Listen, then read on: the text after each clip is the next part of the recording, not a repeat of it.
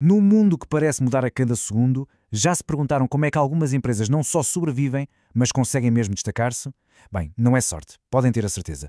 As organizações que vencem são aquelas que usam ferramentas muito precisas para traçar o seu próprio caminho. E hoje vamos perceber exatamente como é que o fazem.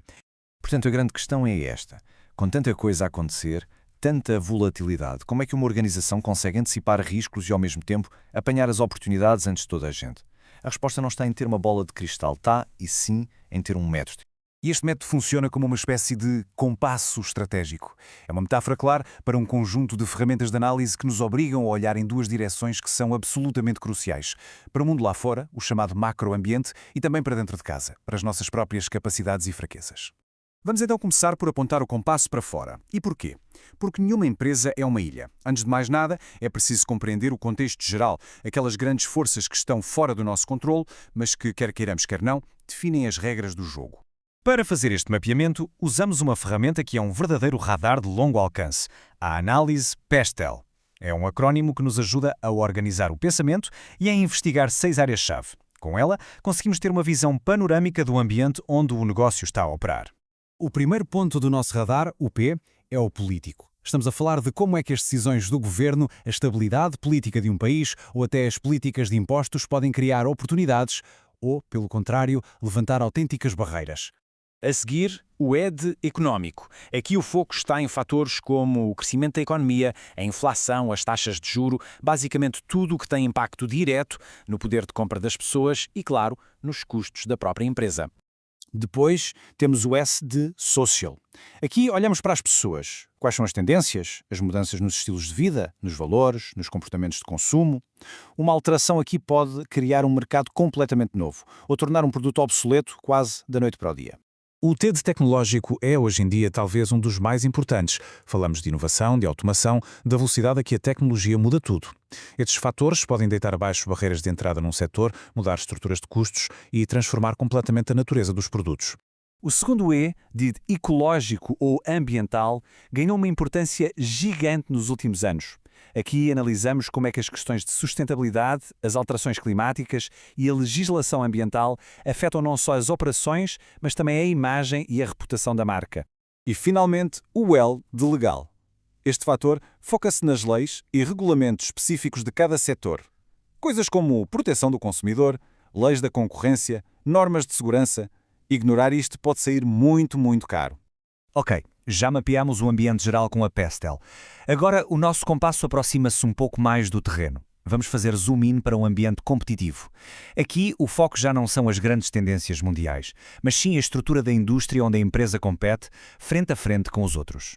E para isso, a ferramenta clássica que nunca passa de moda é o modelo das 5 forças de Michael Porter. O objetivo disto é muito simples e direto: perceber a dinâmica da concorrência para saber o quão atrativo e, mais importante, o quão rentável é um determinado setor. O modelo parte de uma ideia genial. A competição não vem só dos nossos rivais diretos. Na verdade, ela é moldada por 5 forças: a intensidade da rivalidade que já existe, a ameaça de novas empresas quererem entrar no jogo, a ameaça de produtos que fazem o mesmo, mas de outra forma, o poder que os clientes têm para negociar preços e, claro, o poder que os fornecedores têm do outro lado. E agora atenção, porque aqui está a chave disto tudo. A atratividade de uma indústria funciona ao contrário da força combinada destes 5 fatores. Quer isto dizer que, quanto mais intensas forem estas forças, mais pressão existe sobre os preços, mais difícil é ter lucro e, por isso, menor será a rentabilidade média do setor. Perceber isto é essencial para uma empresa saber onde se está a meter. Muito bem, já olhamos para o macroambiente e para a competição. Agora o compasso vira-se para dentro. De que serve identificar uma oportunidade de mercado fantástica se internamente a empresa não tem as capacidades e os recursos para agarrar? Para esta análise interna, usamos a cadeia de valor, outro conceito de Porter. Esta ferramenta é como se nos permitisse desmontar a empresa em todas as suas peças, ou seja, em todas as suas atividades. O objetivo é perceber, passo a passo, onde é que estamos a criar valor, aquele valor pelo qual os clientes estão dispostos a pagar. Basicamente, a cadeia de valor divide-se em 2 tipos de atividades. As atividades primárias são as que estão diretamente ligadas à criação e entrega do produto. Pensem na logística, na produção, no marketing.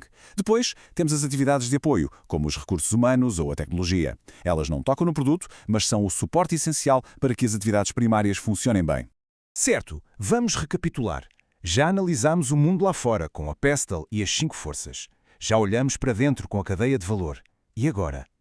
Agora chegou o momento de juntar todas as peças do puzzle. Precisamos de uma ferramenta que combine o que a empresa sabe sobre si mesma com o que aprendeu sobre o que a rodeia. E essa ferramenta é a famosa análise SWOT. O nome é um acrónimo que vem do inglês para forças, fraquezas, oportunidades e ameaças. A grande magia da SWOT está precisamente nisto, em pôr frente a frente o ambiente interno e o ambiente externo, criando um diagnóstico super claro da situação atual da empresa. E é aqui que tudo faz sentido e se conecta de forma perfeita. Reparem bem nisto. Tudo o que vimos na análise externa com a PESTEL e com as 5 forças de Porter vai alimentar as oportunidades e as ameaças na nossa SWOT. E tudo o que descobrimos na análise interna com a cadeia de valor vai identificar as nossas forças e fraquezas. É um sistema elegante, não é? E por que é que todo este processo é tão importante? Porque, como resume esta citação, sem esta análise completa, uma empresa fica cega. Torna-se incapaz de se adaptar. E no mundo em constante mudança, não se adaptar é o caminho mais rápido para o fracasso. Isto deixa-nos com uma última reflexão. A análise estratégica não é só para grandes empresas. É uma forma de pensar. E por isso, a pergunta que fica é que forças invisíveis, políticas, económicas, tecnológicas, estão, neste preciso momento, a moldar o nosso próprio ambiente. Percebê-las é, sem dúvida, o primeiro grande passo para podermos agir.